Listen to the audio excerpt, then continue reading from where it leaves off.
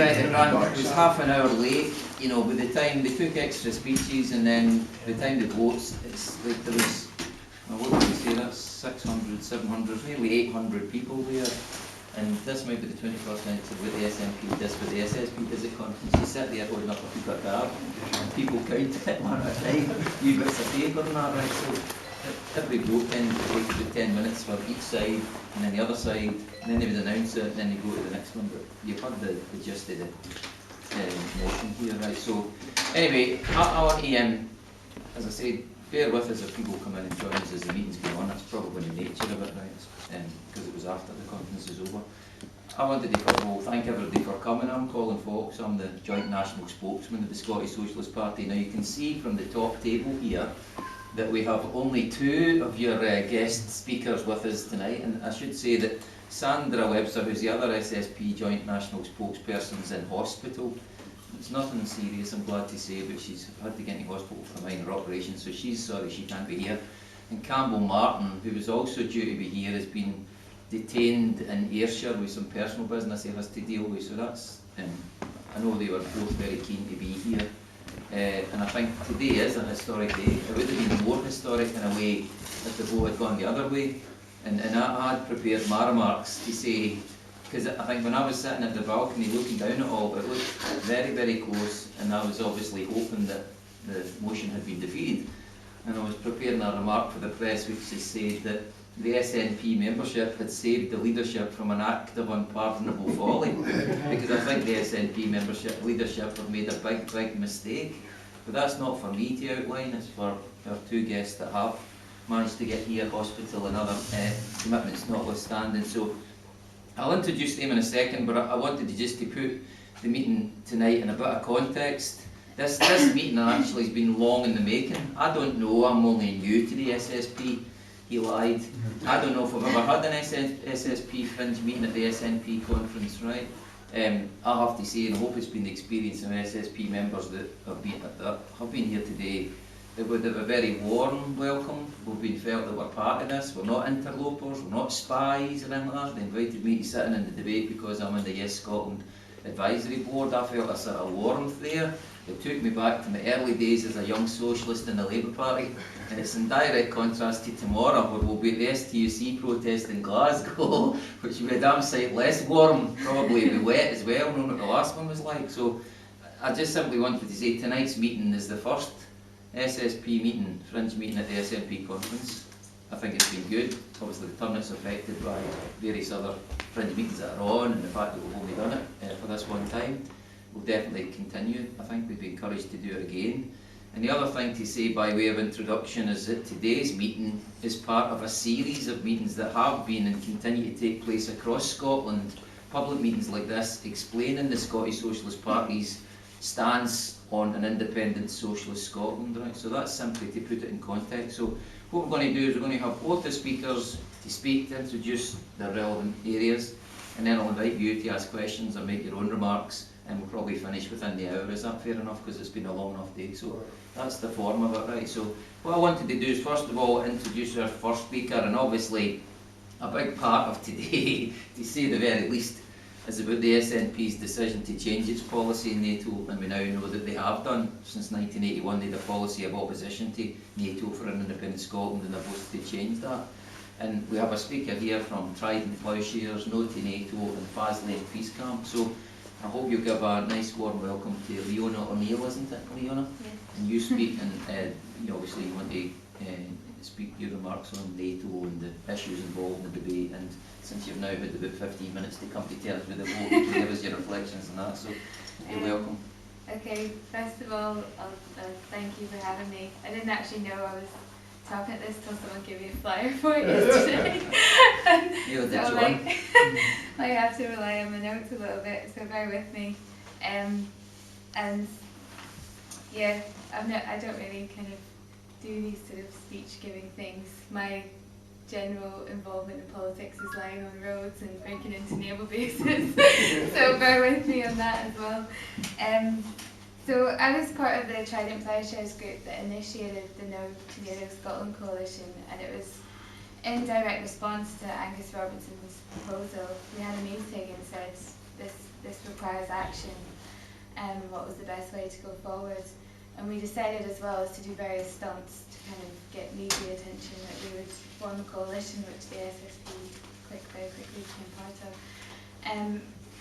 The point of it was twofold. It was to stop this resolution, which obviously today we haven't been able to do that, but it was also to create more public awareness about what NATO is.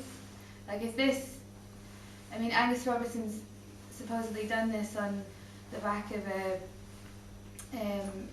survey where apparently 74 people have said that they would want an independent Scotland to be in NATO, and that to me is quite scary. Like that to me suggests that this scaremongering on defence is winning, if that is true. And so we have a big fight in our hands to kind of educate and try and draw a line in the sand between the SNP's vision of an independent Scotland and the independence campaign in general. And as the radical left, I'm an anarchist, but I'll branch myself in with the radical left for now. I think it's our duty now to start framing or continue to frame the independence debate in those kind of as a thing that's separate from the SNP's vision. And in order to do that, we need to make sure people of Scotland are aware of the implications of things like NATO, and that's going to take a lot of hard work. And actually the SNP have backed away from that hard work and taken a sort of easy populist stance today to try and win easy votes instead of tackling these things head on, and that's really disappointing, and that's where we need to draw the line between the SNP's approach to this independence thing and how we're going to go about it. Because I don't believe that the people of Scotland will vote for an independent Scotland that's not strong and consistent and clear about what we stand for. And our position on defence is going to be pivotal to winning independence. So, in terms of Trident, which is my main campaign area, it's completely ludicrous to call for disarmament, potentially force it on the UK, and then say that you'll be part of NATO. Nuclear weapons are the core of NATO's defence strategy. They have a first strike policy, so it's not even defence, it's like attack policy. Thousands of nuclear warheads are under NATO's remit, and many of them are stationed in otherwise non-nuclear countries. And sharing nuclear weapons in that way is in direct contravention to Article 1 of the Non-Proliferation Treaty.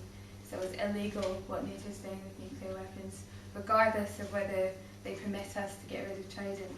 It's illegal how NATO uses nuclear weapons.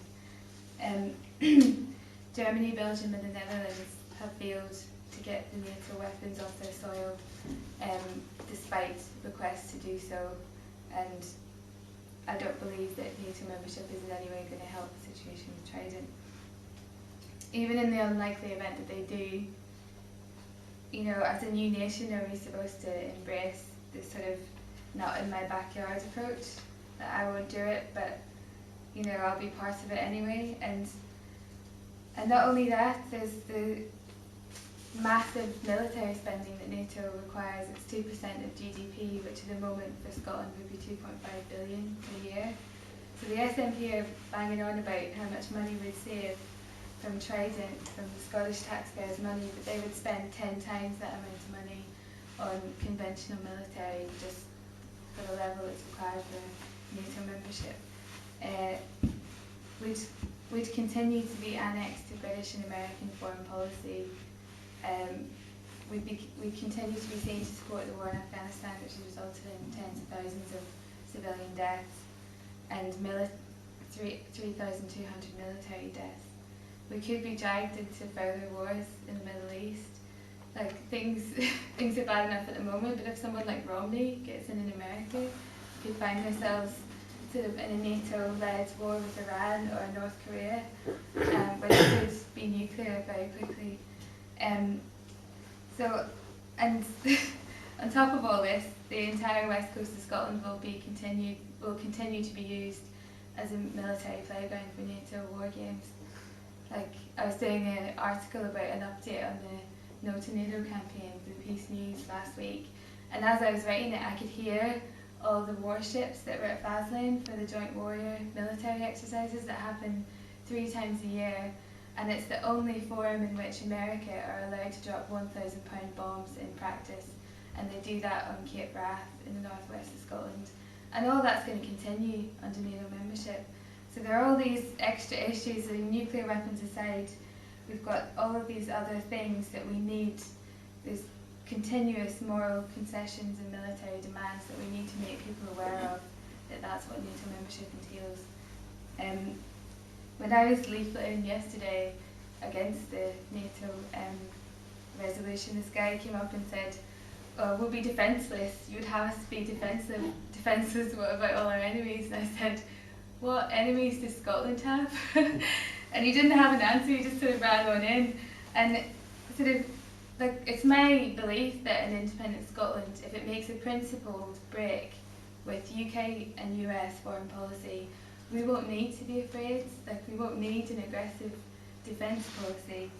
I think that we shouldn't underestimate that there are threats to national security, but we definitely shouldn't overestimate them either. And this is what this sort of pro-NATO camp are doing. Like, membership from NATO will not protect us from anything. It's going to have the converse effect of making us a target, I believe, for terrorists. Sort of, the biggest clear danger to us in Scotland in terms of a terrorist attack is the stationing of the entire nuclear weapons fleet 30 miles from Glasgow. Like, that place is so scary, and I can tell you, I've broken in there quite easily to Coalport where the weapons are stationed, and my co-accused over there, court case is ongoing. But you know, we literally walked in to where they store those weapons, and if we had some kind of bad, intentions, it would just be disastrous. So the thing that we need to do, the biggest thing that we can possibly do to protect Scotland's national interests would be to just get rid of Trident and stay away from NATO.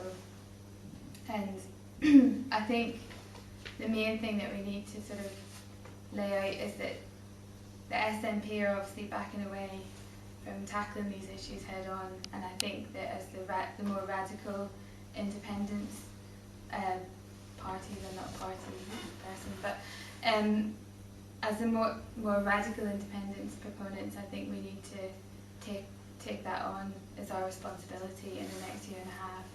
And I don't think it's going to be easy, but I think we need to be focused and keep our heads down and just try our best to do whatever we can to make sure these issues are in the media, and that the people of Scotland are more aware that voting for independence does not mean voting for the SNP.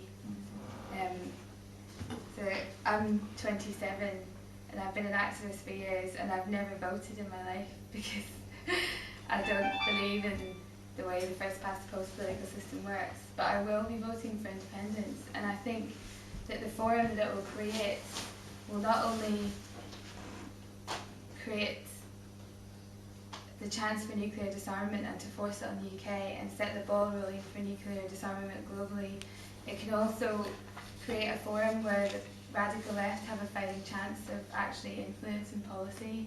And for me, that means that I will be voting for independence, and I'll continue to vote thereafter. And that's the biggest message for me about the independence movement, is that it's a process of change, and at the moment I'm not convinced the SNP are committed to bringing much change to Scotland, and I think that's a really big mistake, but it's one that us as the radical left can capitalise on. Brilliant, well done, Leah.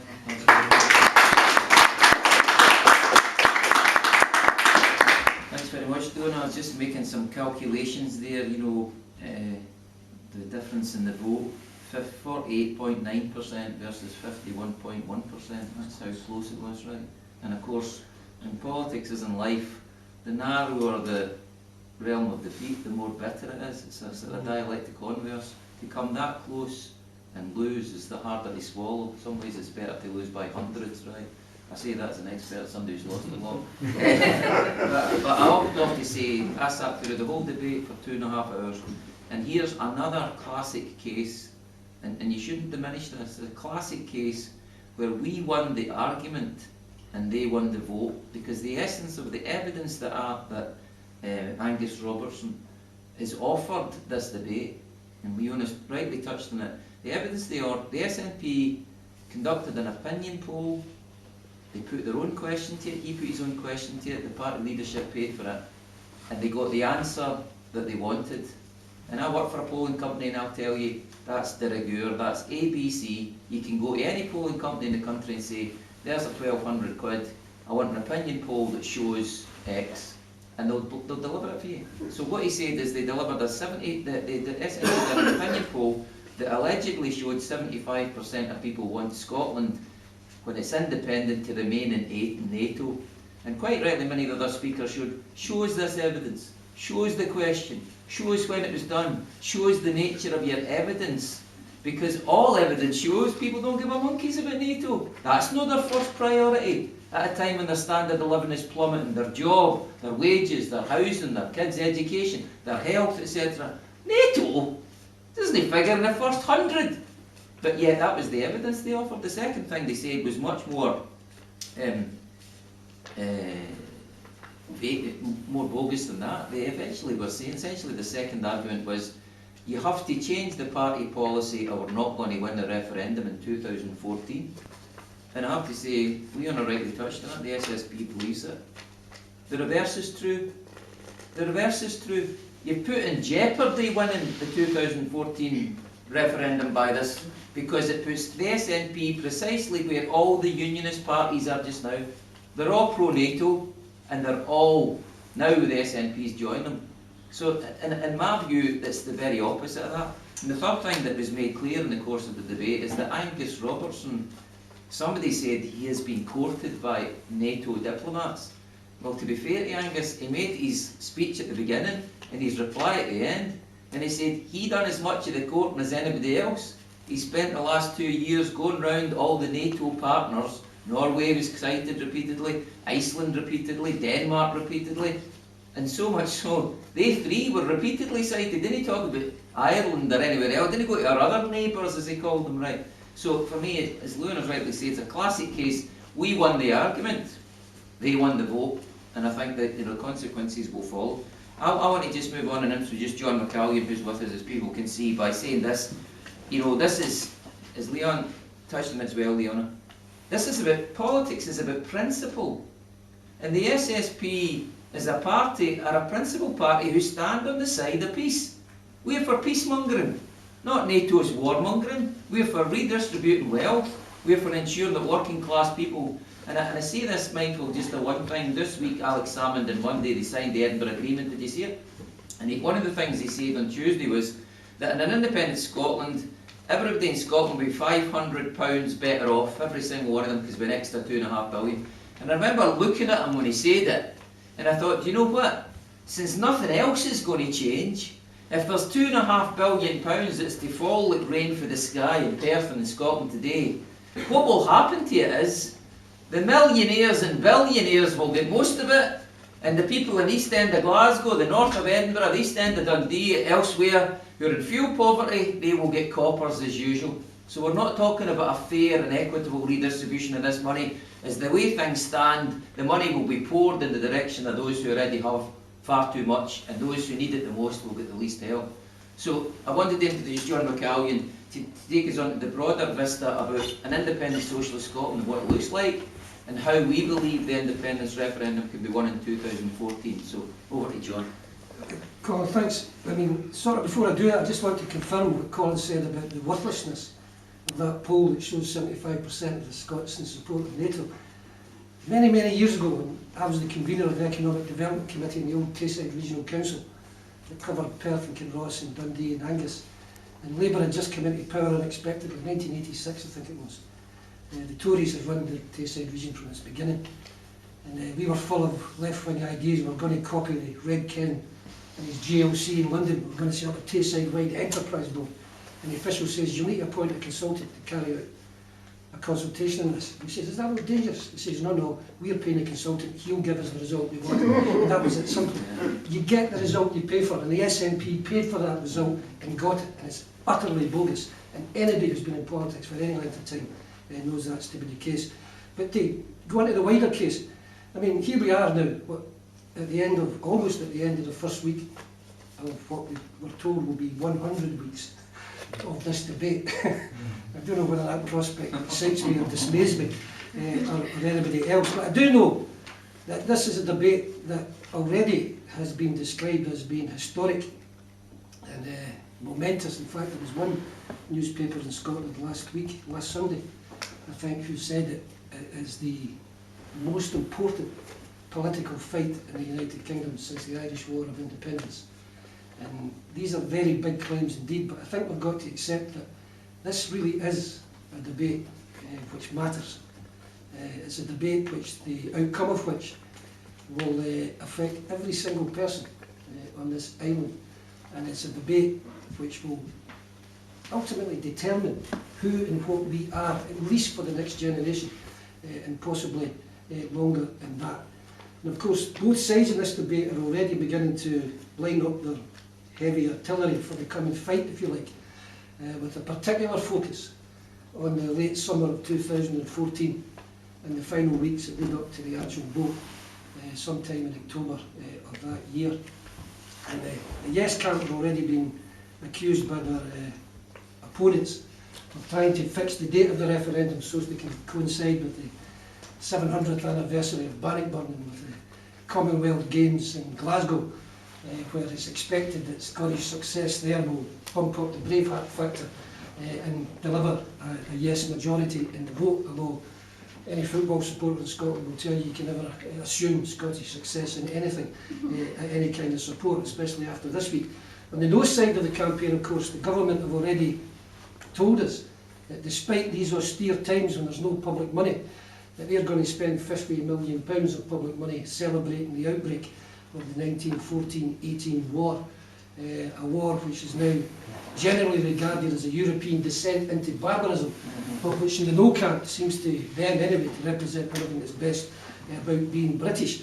And these are the kinds of arguments we've heard so far, and I suspect we'll hear for a great deal more in the next 2 years. Already this week, I don't know if you heard Alistair Darrell, the chair of the Better Together campaign on radio this week, boasting about the emotional and cultural links that tie we Scots to the rest of the peoples of Britain. You know, we've got the same British passport, the same British Queen, the same British history, and so on. But even if you look at the Yes campaign and at the Yes declaration, which hopefully 1 million people will sign between now and 2014, you'll see that even there the focus is on Scotland speaking with her own voice, upon Scotland having her own unique contribution to make to the world, and about Scotland being an independent country, just like any other independent country in the world. Now these are all essentially nationalist arguments. They're arguments about nationalism, and it's the only way you can describe them, or at least they're arguments about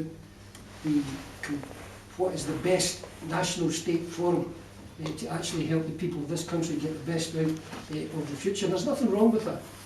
I mean, I'm not complaining about a nationalist party like the SNP having nationalist arguments to support independence. For a long time, the nationalist movement in this country kept the torch of independence alive, for much of that time on their own, and for much of that time against the weight of political opinion in Scotland, including their own opinion for a long time as well. And this is their moment.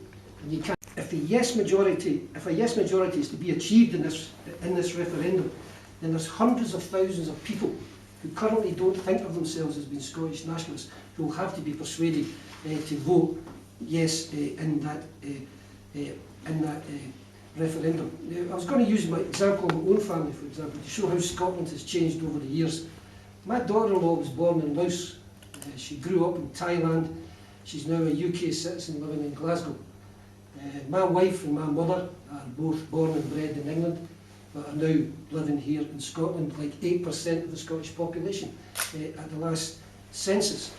I myself continue to identify with my grandparents and my great-grandparents who were Irish and who came to this country for the first time in the late 19th and the early 20th centuries. I will always, like them, part of me will always be Irish like them, but I'm also Scottish born and bred. And if anybody asks me what my nationality is, I always say Scottish rather than British. But I'm also conscious that I was fortunate enough to be born into a British state just after the Second World War, which had built into its fabric a national health service, a welfare state, free education all the way to university, and that I've benefited from that. And that not everything about a British past is bad. And I'm also a European. I mean, who among us didn't rejoice in the victory of European golfers over the Americans in the Ryder Cup? And I think the writer William McIlvenney got it absolutely right when he describes Scotland as a mongrel nation.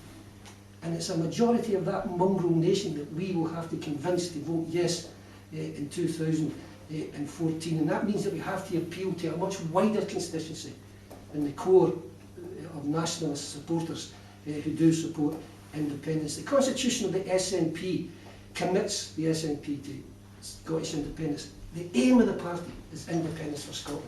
For nationalists, independence is an end in itself, but not for everybody else. For everybody else, independence is not an end, it's a means to an end. Sorry, Emily. You're okay. Started with it. I mean, for the majority of people who live in Scotland and who will vote in this referendum, Scottish independence will only be worth a candle if it changes Scotland from the kind of country that it currently is into the kind of country that it can yet become if we make the right decisions about it. And we need to explain to all those Scots who don't see themselves as nationalists why they should vote yes, and why voting yes will make a difference to them and to their lives.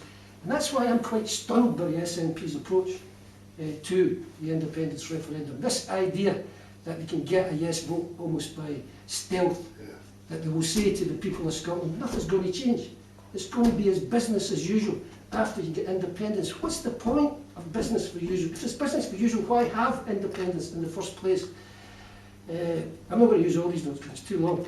But I was walking down in the centre of Dundee this week. I was going along the Murraygate, people know Dundee, I don't know if she's doing, heading towards the city square to get a bus back home. And it's a walk that takes 2 or 3 minutes. And in the course of that walk, as I was walking past Marks and Spencer's in the Murraygate, there was this guy, about 30 I thought, a man in his 30s, and he was being held by 2 plainclothes store detectives just outside Marks and Spencer's. One of the detectives had an empty bottle, which I thought to be Buckfast wine, in his hand, and they were accusing the guy who they detained of having drunk the Buckfast wine in the toilets and now trying to exit the store without paying.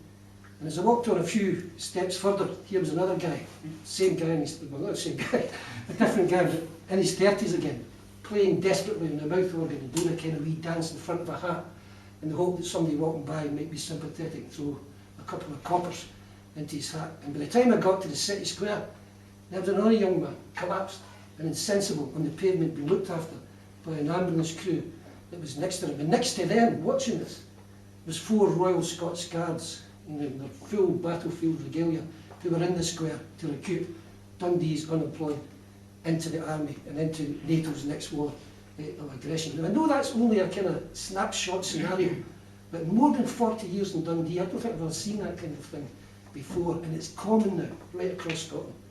People are in a desperate situation in this country. Their lives are desperate in this country.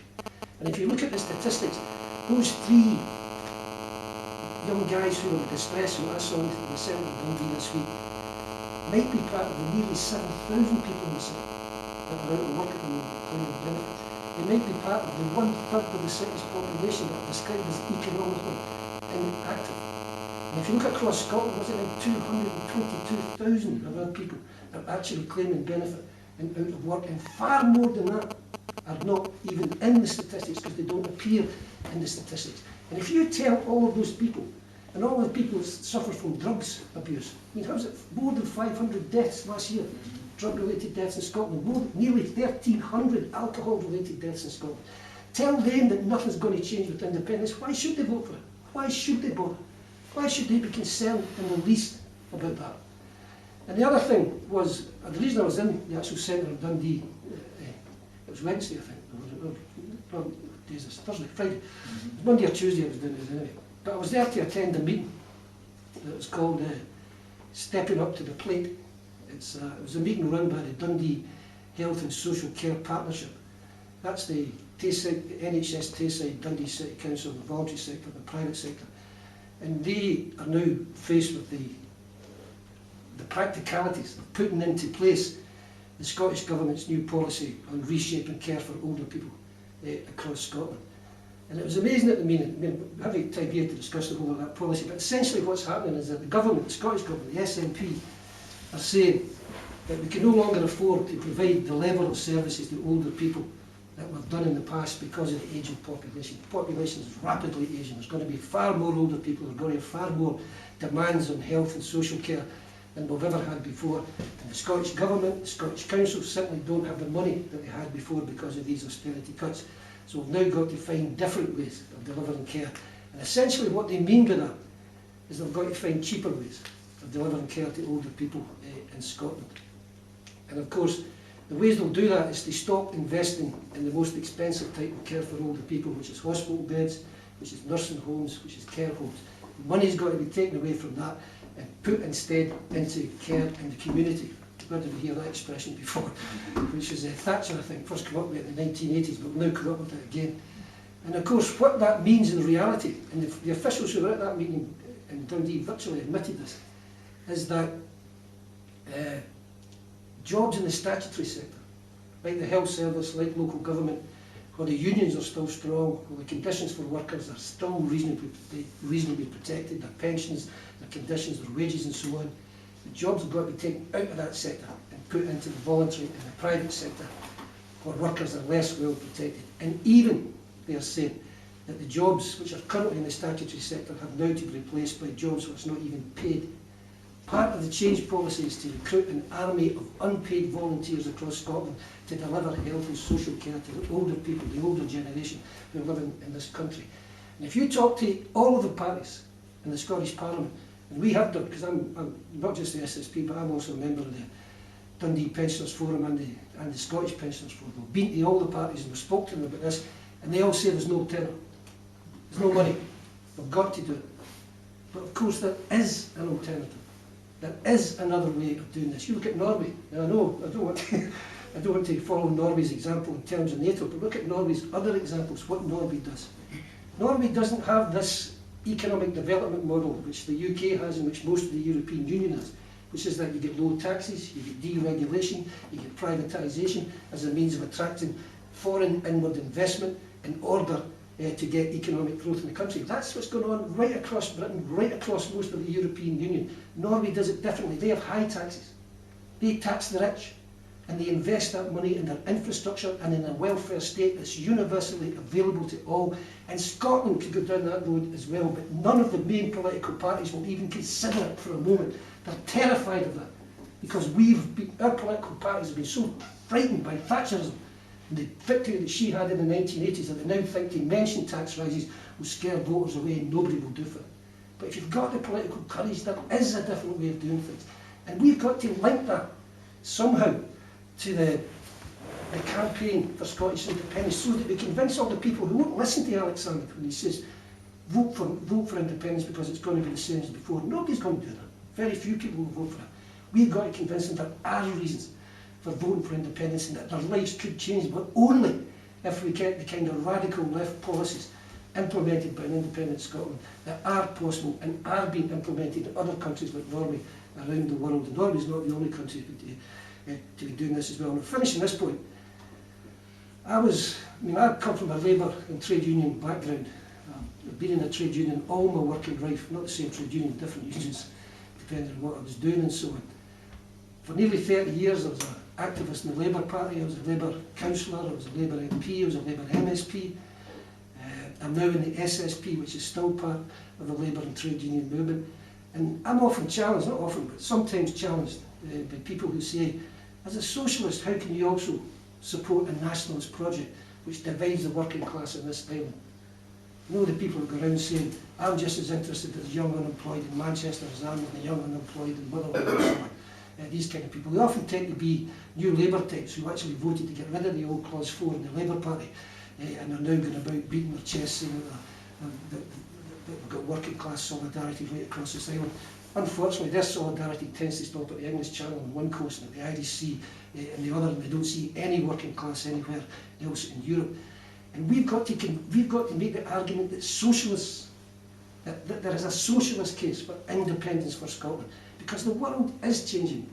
The kind of world that the British Labour Party was born into no longer exists. British Labour is not now fighting British capital, because British capital isn't British any longer. British capital has long since gone global.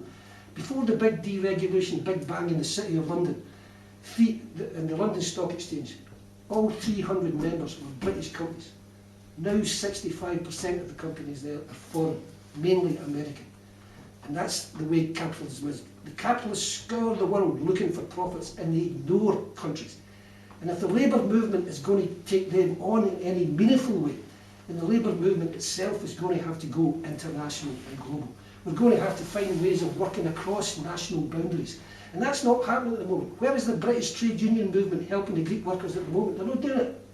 There's no sign of solidarity action in this country in support of what's happening in Greece or Portugal or Spain or anywhere else. But if the British labour movement began to break into a Scottish labour movement, an English labour movement, a Welsh labour movement, then we could begin to show a kind of template of how you can work across national boundaries in action with each other and in pursuit of the same kind of policies. And that could become a template for the wider working class movement across the globe, because only through international movement, the workers' movements, are we going to be able to take on international capital. In this case, this is never heard, because the party that calls itself Socialist, the Scottish Parliament, well, it doesn't really call itself Socialist. It used to call itself Socialist. It doesn't make those arguments any longer. And that's why our role is absolutely vital in this referendum campaign, because if we don't make these arguments, nobody's going to make these arguments, and a lot of people are not going to even bother to vote in this election. So that's just a few ideas to throw into see if people will vote and debate them. Great, thank you very much. I want to thank John, just as a thanked Leona before. I think what essentially John's saying is the Scottish Socialist Party is as passionate about independence as anybody else, but our passion for an independent socialist Scotland is a transformational agenda. You know, we're not simply going to hoist a tartan flag above Edinburgh Castle that's currently got a Union Jack flag and think that's enough. We're talking about, you know, I say to people, Britain, as we currently sit here, is heading for the worst recession in 80 years. You know, the 1,700 people who on Monday in Broxburn lost their job, turn on the telly, what do they see? They don't see, you know, Alex Salmon riding out to Broxburn and saying we'll replace that job with another one. Talk about the Edinburgh Agreement with David Cameron. It's all vacuous and it's all abstract and it's got nothing meaningful to say. And I think what the SSP is trying to say is we're in favour of change. That doesn't involve changing a party policy from being against NATO to being pro-NATO. We're in favour of changing and taking Scotland's great wealth and redistributing it to those who need it the most. In actual fact, as a lifelong socialist like John, I think you go long and far to find a better cause to dedicate yourself to. You know, that idea that we take the wealth of the country and we redistribute it. And before I open up to everybody, I always like to say, I'm old enough to remember the debate in the 1970s on independence tended to take the shape of those people who were in favour of independence were lectured about, Scotland's a diddy wee country. We'll end up eating porridge and drinking whiskey and we'll all be wrapped in Harris tweed because that's all we've got. And then funny enough, now the debate is entirely different. You Alistair Darling and Wendy Alexander and Joanne Lamont and all these other half-wits will say, oh no, of course, Scotland's a rich wee country, of course you could go to land, of course you could go to loan, you'd be perfectly capable of running, you know, as an independent country.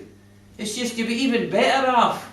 You'd be even better off under the Union. You'd be even better off if your laddies are getting killed in Iraq and Afghanistan, and if we can get to Syria, even more of your laddies and lassies will get killed. We'll be better off if we keep nuclear weapons and we keep NATO membership. We'll be better off if somehow we ally ourselves to the worst recession in 80 years. And of course that's the essence of it here, you know, so I want to just welcome Alistair, isn't it? And we started with Hootie, but this is Leona, she's from the No to NATO, Trident Ploughshares, Faslane, Peace Camp, and John McCallion who caught his remarks. So anyway, with that, just bringing you up to scope. If there's any questions or any comments people want to make about what you've heard, or either the speakers have said, by all means, feel free to do so just now. So anybody want to say anything? What is it we're going to actually do now? Obviously, the paint's hardly dried on the writing of the voting numbers in the SNP conference, but I think what a lot of us were talking about is like, what do the SSP do now in order to like capture or take on board these disaffected SNP left-wingers? And there's been left-wingers probably thinking about Alex Salmond's pro-capitalist agenda and not liking it for a long time. But this is perhaps a sea change moment in the way that the SNP is going, and we need to think of ways to capitalise on that to make sure that, as you say, that this split in the SNP doesn't actually cause a lack of momentum in the independence campaign, but actually in the Yes campaign, but actually something that the SSP can enhance and use for getting a better view of an independent Scotland. I'll ask Leona and John to reply to a few of the questions and contributions after with them. Does anybody else want to say anything or ask anything? Just on that point, I got an interview, I'll bring you in a second, but the guy for the Independent was interviewing me at lunchtime and saying, you know, a lot of people are saying this is the SNP's Clause 4 moment. And then my reaction immediately was, actually I think that's overkill. I think that the SNP's Clause 4 moment will have to be the SNP abandoning independence. Because Clause 4 was where Labour abandoned socialism, so we've not done that. But actually now, I know like the rest of us, we're at the centre of a piece of history. I think history has been made here. There is a sense where, maybe I've understated it, I think there is a Clause 4 moment of sorts here. This was a policy the SNP have supported for decades, and now they've overturned it allegedly on the belief that somehow Scotland being part of NATO can persuade America, because that's what we're talking about with NATO, to give up nuclear weapons. And one of the delegates who spoke well said, you know, why don't you go the whole hog, join the Labour Party and try and persuade them to support independence while you're there. And I think there is a comparable challenge there with both points. Anyway, I'll ask if you wanted to say something. No, it's something that John had said about caring the community. I mean, I think what you were saying is we're going to need to go and say, look, independent Scotland's going to give us a better Scotland to live in. And there is a lot of people out there who are living in obviously one benefit, and caring the community is quite a big thing as well, because speaking from personal, what's actually happened to myself is that obviously I don't work and I need my daughter to look after me, but my husband's not there. But because my daughter stays with me, my money gets cut because they take her wage into consideration, and because of her wage coming into my house, I don't get help with housing either, because my daughter is supposed to pay my rent. So in fairness, it means now that people who do need to get looked after by their family are actually asking their family to give up their work, come and look after me, but pay for all the bills that's coming out of the house as well. Do you see, it's like a catch-22, they're actually paying for the benefit of looking after you. And that is actually happening a lot.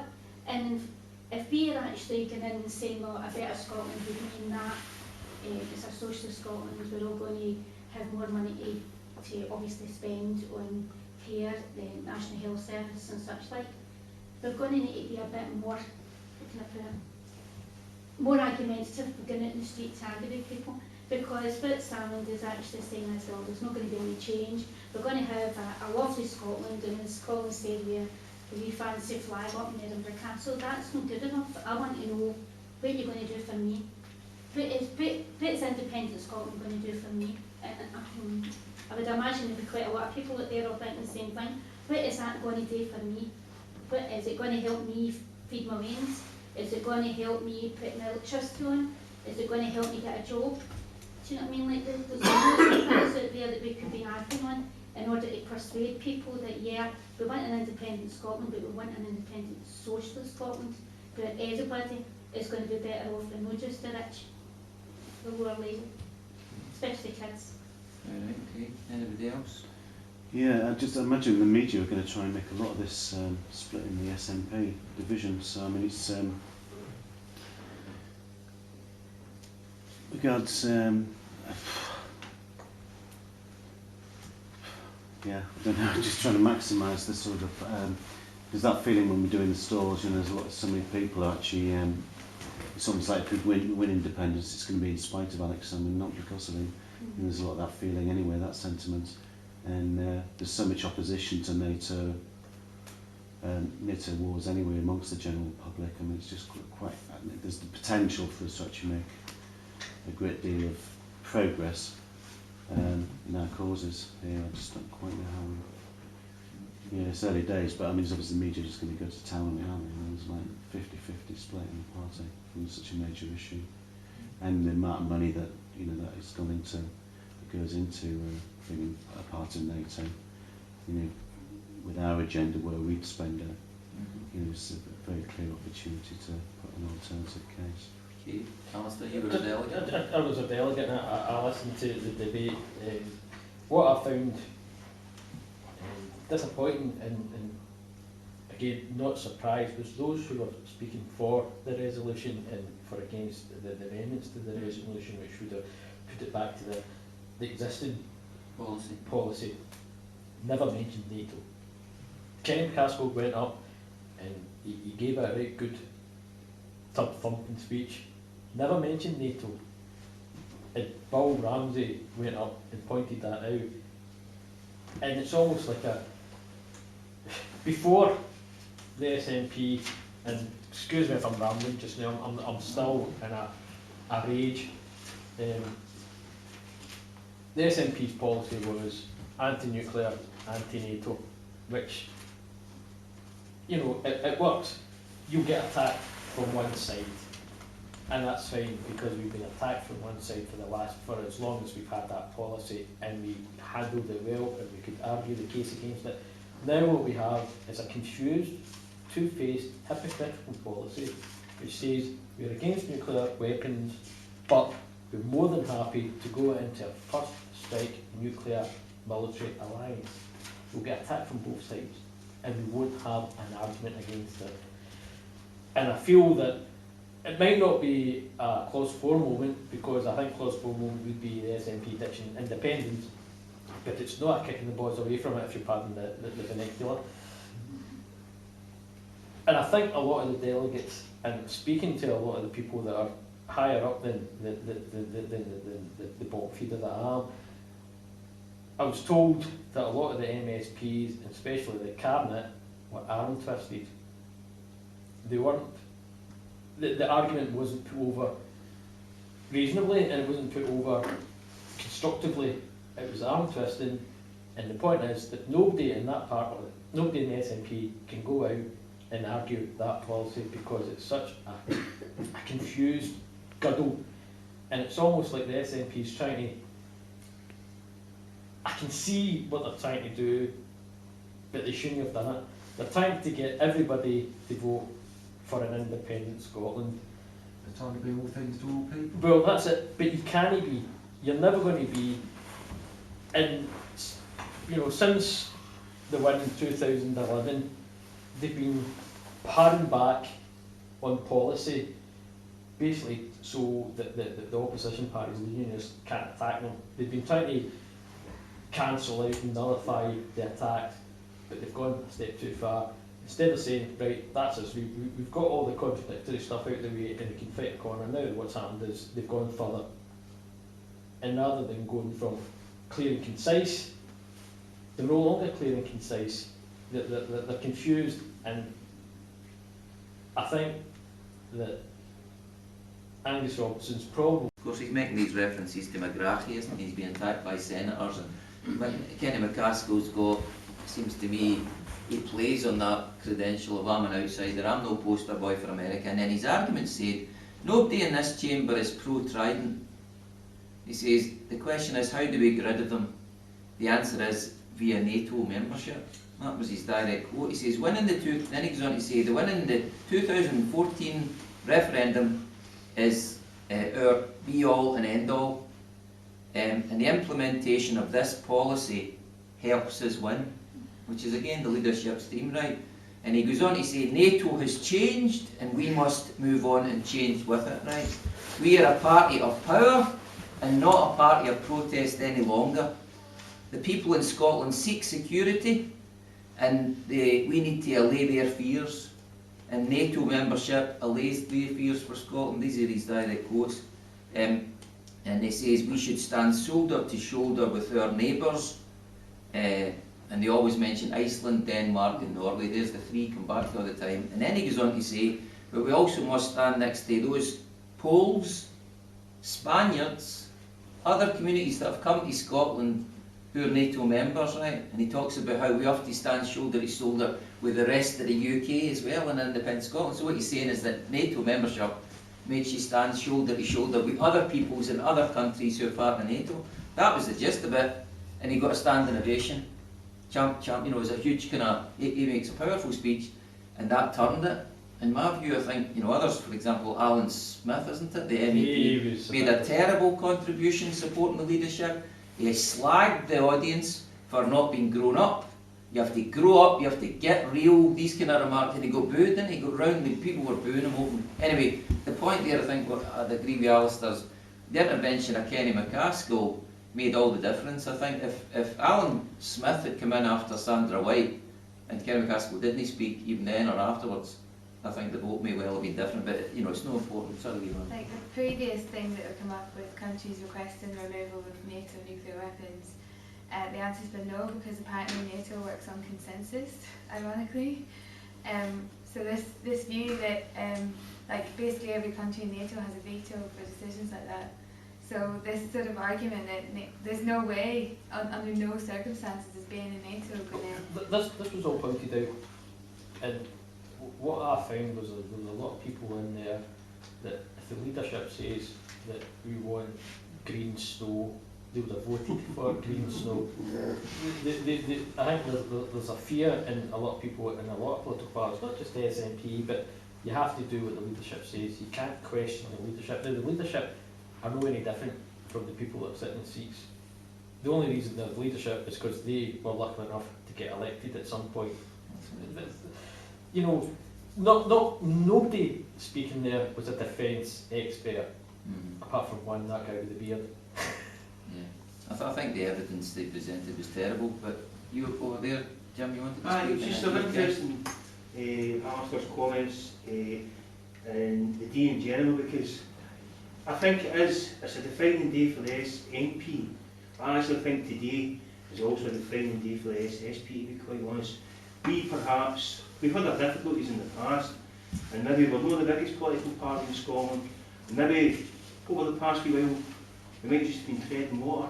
But I actually think today represents what could be a massive sea change for the SSP, because those people in that hall today, many of them committed political activists, political supporters for independence, and political supporters for an independent Scotland. I think what they're doing today, they'll feel gutted.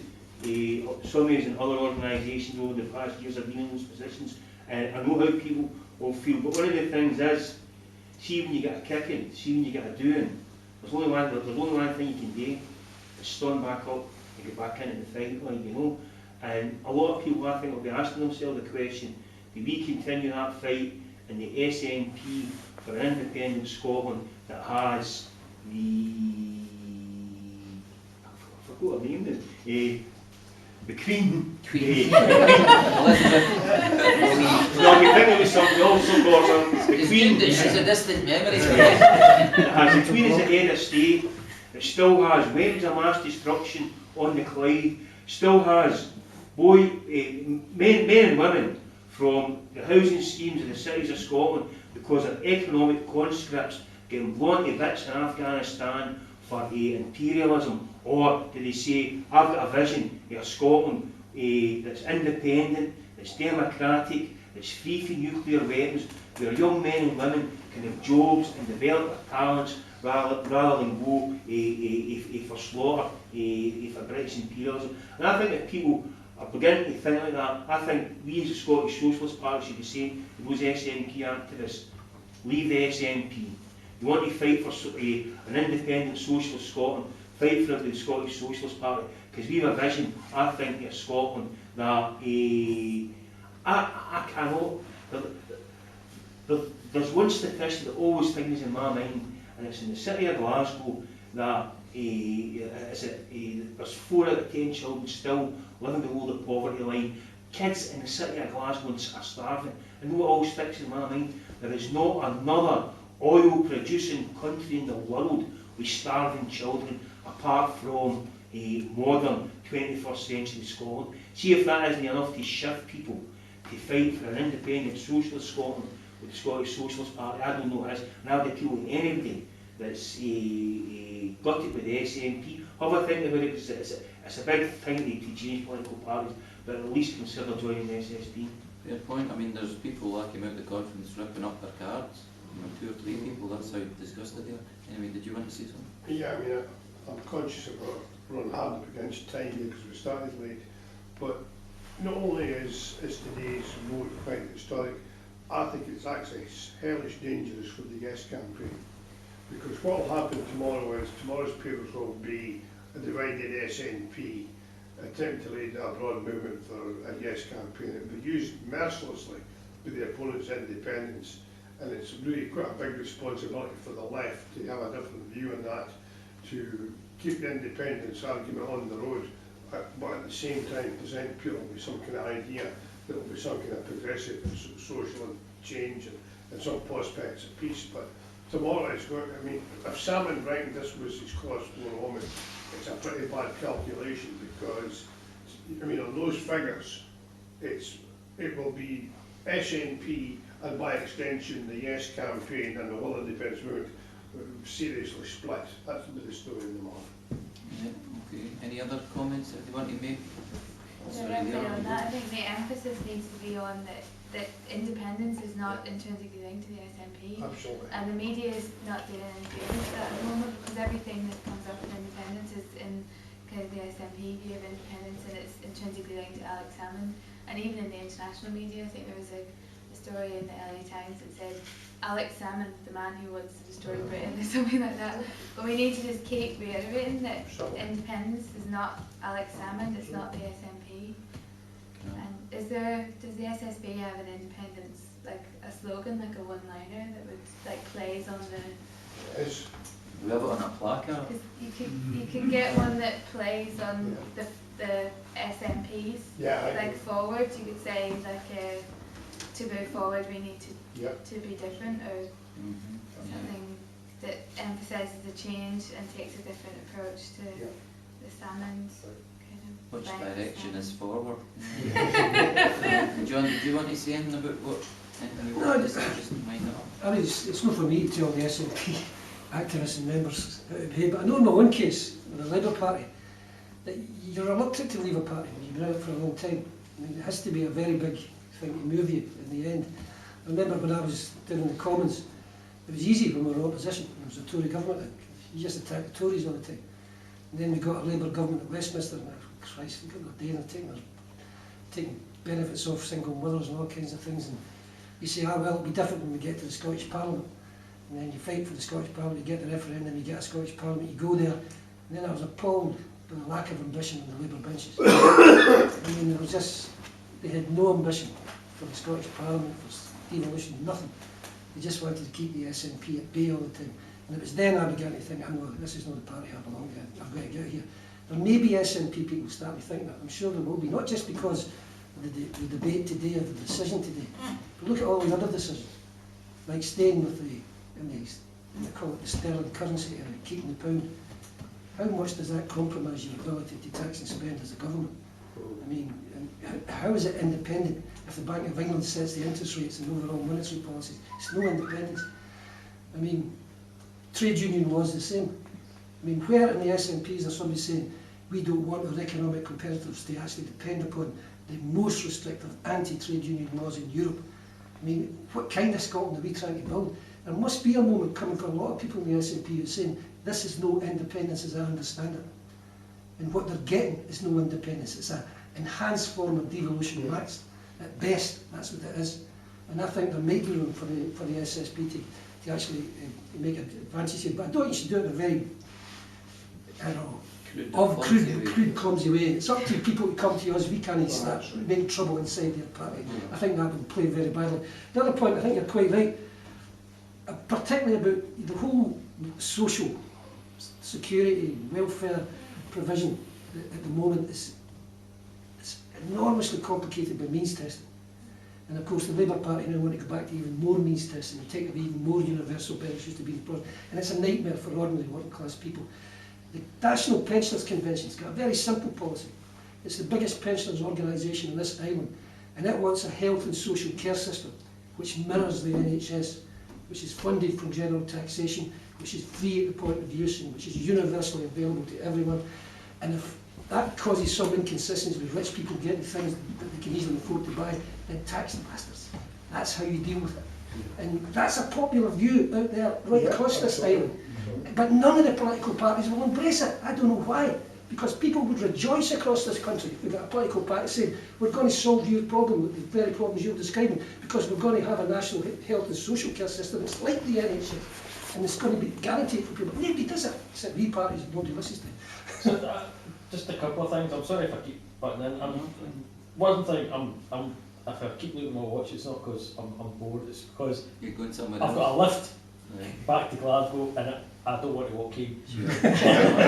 Wise man. But there's been a couple of things that have been said tonight, and I joined the SNP in '86. I joined the SNP as a result of how Labour reacted to the miners' strike, and I thought, that's not a party that's representing the people. Right.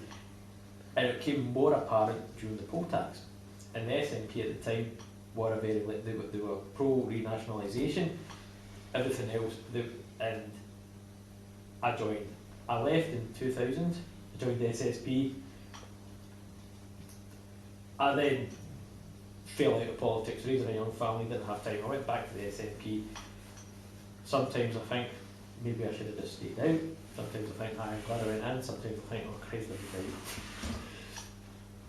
I think major political parties are all swinging to the right, and the only reason that the SNP is still popular because although they've swung to the right, the Labour Party has swung further.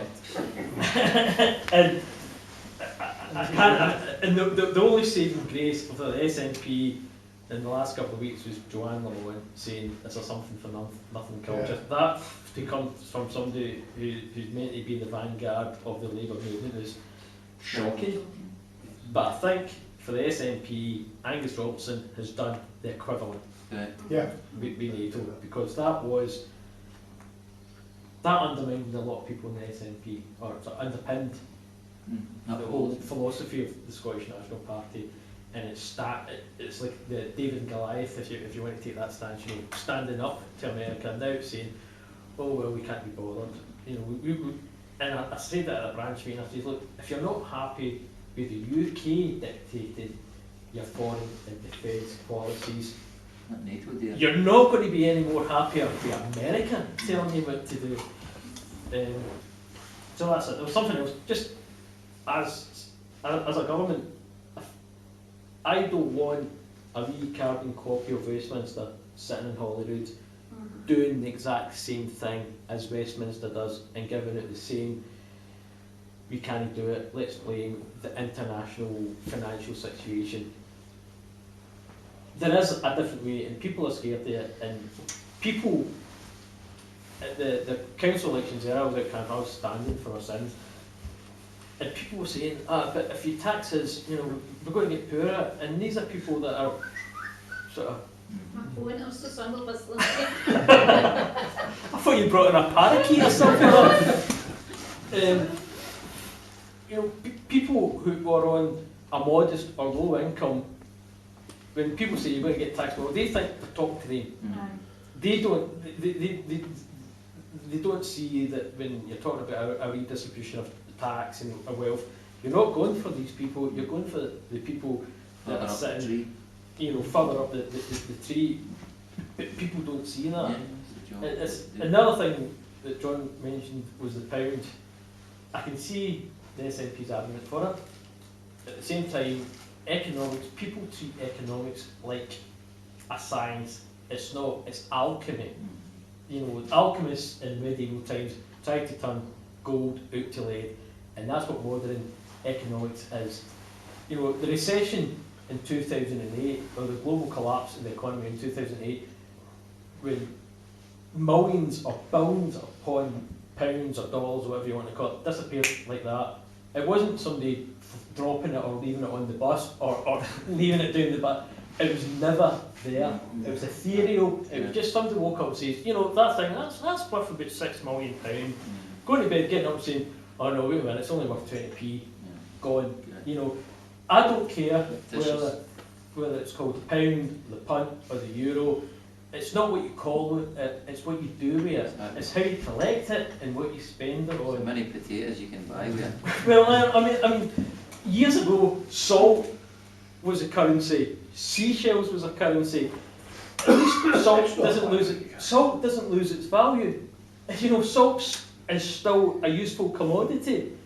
A bit of paper with the picture of the Queen on it is a bit of paper with the picture of the Queen on it. And it's somebody else they'll tell you what the value of that paper is. I'm sorry, I'm just generalising. Yeah, that's great. We'll make a policy since Scotland's an island surrounded by salty water. That'll be the next way to get working, right. I want to just finish up the meeting because I'm conscious of the time. We booked it till 7 in the January game will help us now.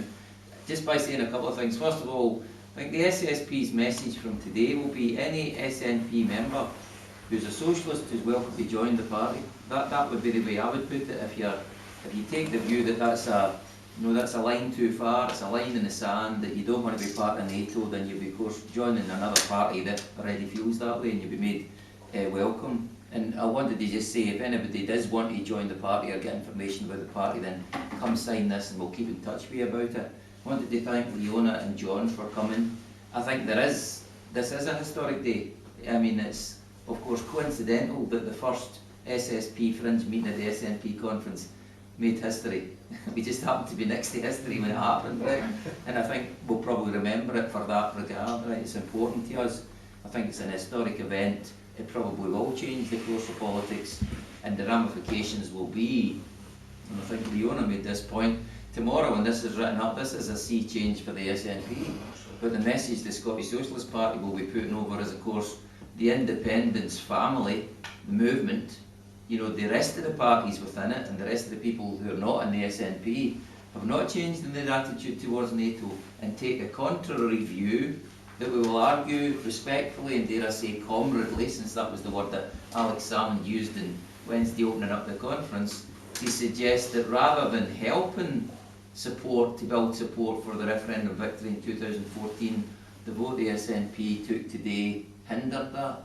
But it's not fatal, but it doesn't do us any favours, and of course that's a comradely debate we'll have within the Yes Scotland campaign. So I want to thank everybody for coming. I hope you've enjoyed it. I realise it's been a long day. If you left Glasgow at 9 o'clock, you've been at conference all day. But I think, you know, I thank you all for coming, especially John and Leona. And you'd understand from my point of view, and I heard that Sandra and Campbell weren't coming. I'm doubly delighted that they came. So thanks all for coming very much.